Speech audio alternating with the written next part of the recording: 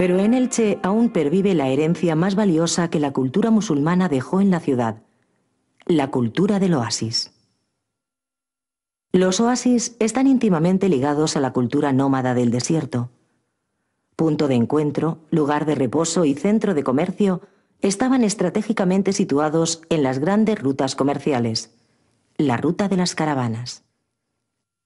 Dos ciudades del Islam occidental debieron su prosperidad al establecimiento de grandes oasis artificiales: Marrakech, en la ruta transsahariana, y Elche, en la ruta de Sharq al-Ándalus.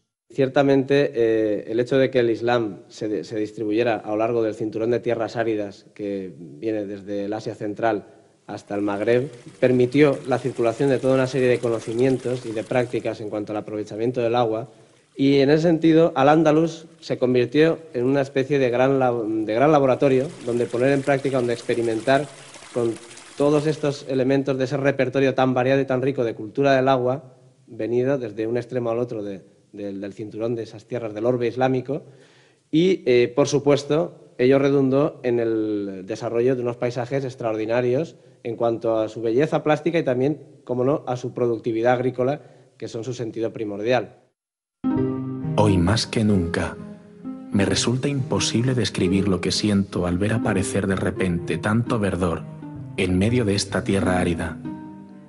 Mi corazón se llena de gratitud hacia quienes trajeron la sabiduría necesaria para crear este oasis en medio de un desierto yermo y estéril. La vida en los oasis se organiza alrededor del agua. La extensión y desarrollo del oasis está determinada por la cantidad de agua disponible, la forma de extraerla y su gestión. En el caso del oasis de Elche, el sistema de riego implantado por la civilización musulmana supone una joya de ingenio y aprovechamiento de los recursos naturales que sigue vigente en pleno siglo XXI. El agua se extrae del río Vinalopó, que va alimentándose de la escasa lluvia a través de cañones y valles. A 4 kilómetros de la ciudad aparece el Azud o Rafa, una presa que eleva el caudal del río, derivándolo hacia un canal conocido como Acequia Mayor, auténtica arteria de vida y columna vertebral del sistema de riego andalusí. Los sabios árabes del agua calcularon con exactitud la pendiente de la acequia para que la velocidad del agua fuera la adecuada y no se estancara. Además, diseñaron los acueductos y saltos necesarios para que el agua venciera los barrancos de la rambla del río. Antes de entrar en la ciudad amurallada, parte del agua era desviada por acción de un partidor para el suministro urbano, llegando hasta los baños, de gran importancia en la cultura musulmana. Aquí mis antepasados se purificaban antes del rezo, tal y como indica el Corán. Tras la Reconquista, sus ritos fueron prohibidos y perseguidos, y los baños convertidos en almacén de grano, uso más práctico al entender de los señores cristianos, que por otra parte gustaban poco de bañarse con frecuencia. Tanto es así que para los inquisidores lavarse a menudo acabó convirtiéndose en signo inequívoco de herejía. La acequia mayor penetraba en la ciudad por debajo de la muralla y volvía a salir por el portal este para cumplir su misión principal: regar el oasis de Elche. De la acequia mayor parte una red de canales que recorren toda la huerta y cuyos nombres son tan evocadores como inequívocamente árabes: Al-Injasa, Al-Caná, Al-Ausa, y así hasta un total de 24 que irrigan más de 1.500 hectáreas de tierra cultivada. El agua de la acequia mayor se trasvasa al canal de riego gracias al partidor móvil, un artilugio único en Europa, diseñado hace más de 700 años. Este mecanismo singular consta de un medidor de hierro que permite fijar la pieza móvil de madera, regulando la cantidad de agua desviada. Tras hacer uso de ellos, los partidores eran atrancados con un candado para evitar fraudes. Por supuesto, los conquistadores cristianos de Al-Ándalus, al encontrar esos territorios tan ricos y tan productivos, ya pusieron todo su empeño en mantenerlos. Y al establecer a los nuevos colonos, siempre se ponía como una condición, que era prácticamente obvia, que se mantuviera la práctica del regadío y de la agricultura como en tiempo de moros. La gestión del agua en los oasis se caracteriza por la necesidad de optimizar su uso. En la cultura musulmana se dan distintos modelos de distribución del agua. El de Elche está basado en medidas de riego por tiempo.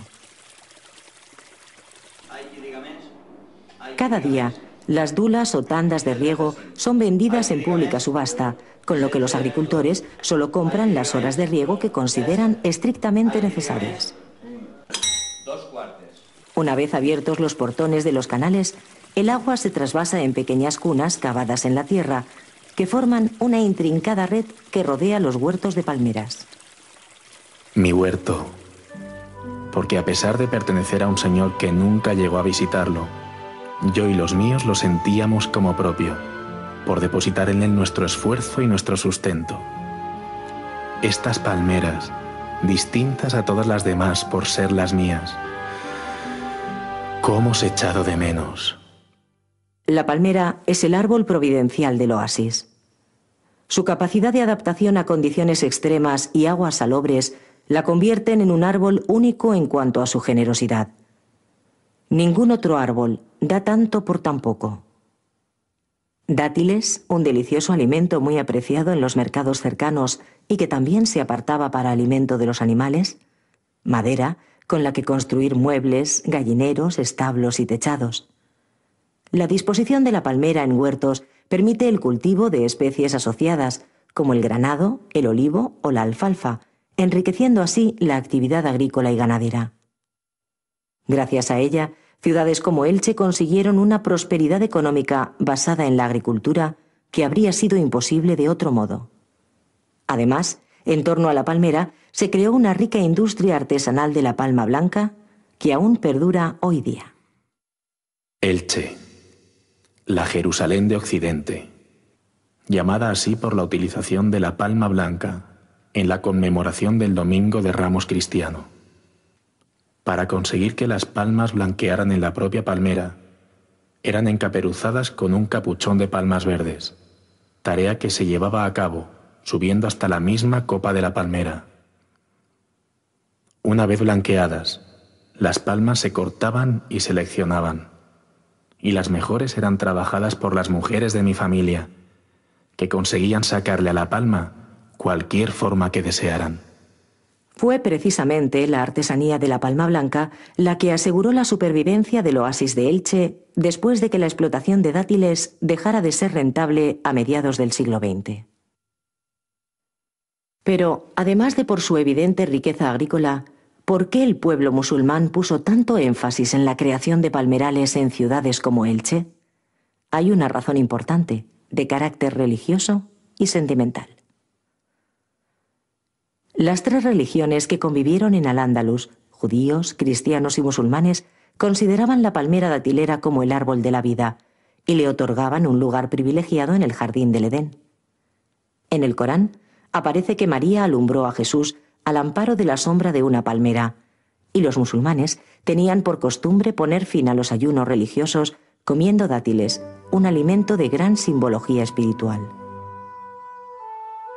Pero además, cuando las tribus árabes y bereberes que fundaron Elche vieron que las palmeras abundaban en los alrededores, pusieron todo su empeño no solo en conservarlas, sino en promover su cultivo.